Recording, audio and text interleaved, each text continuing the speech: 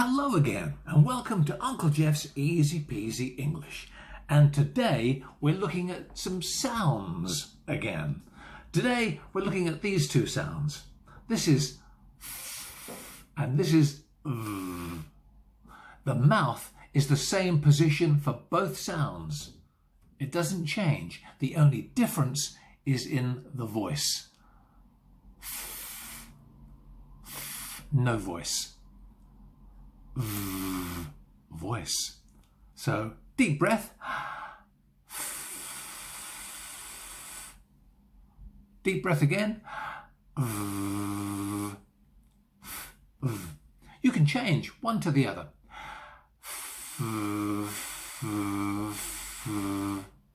So the mouth is the same shape. The only difference is you're turning on some sound. For fish, feather, Friday. The v sound for video, vase.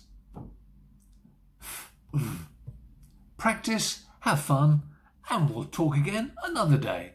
Thanks for watching. We'll see you next time on Uncle Geoff's Easy Peasy English. Bye bye.